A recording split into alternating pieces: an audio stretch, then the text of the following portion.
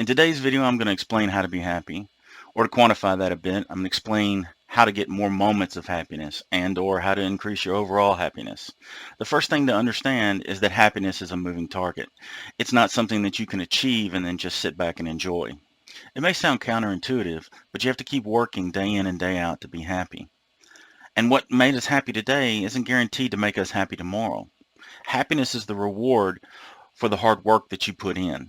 Happiness is not a gift that someone else can give you. In the simplest of terms, two broad categories affect your happiness: external and internal factors.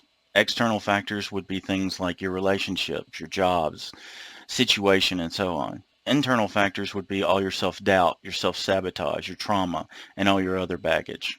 It's also important to understand that happiness is very individualistic. What makes your parents happy isn't likely to make you happy. This is a common mistake that I see in people when they try to be happy. People trust and accept what their parents say, and then 30 years later, after they achieve what their parents wanted, they're not happy.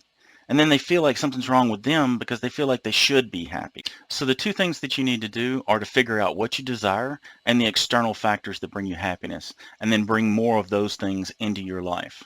It's important to distinguish between aversion and desire here. Aversion is when you say, I don't want to do X. Desire is when you say, I want to do X. Desire will lead you to happiness where aversion will not. If you find yourself focusing on aversion, you likely need to work on your internal issues.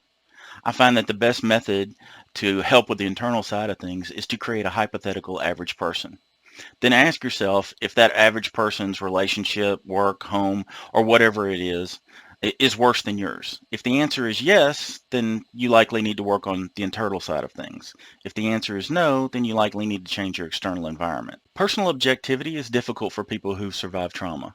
They generally fall into the trap of being very hard on themselves, and they judge others differently than they judge themselves. If using a hypothetical average person doesn't work for you, another method is to think about 10 people that you know or have known. Think about how they would react in a similar situation, or how you believe they would react in the situation in question. If the majority of them don't have a problem, then the factor is likely external. If the majority of them do have a problem with it, then the factor is likely internal. While I'm a huge fan of therapy, it's important to understand its limitations. Therapists can't push you, as you can walk away from them at any point. A therapist can't advocate for conflict, as they have liability concerns. They are great at providing tools to help you with your struggle for happiness, but you must both do the work and have the perseverance to stick with it. This has been yet another old white guy giving out his thoughts and opinions to the world. Like and subscribe, and I hope to see you next time.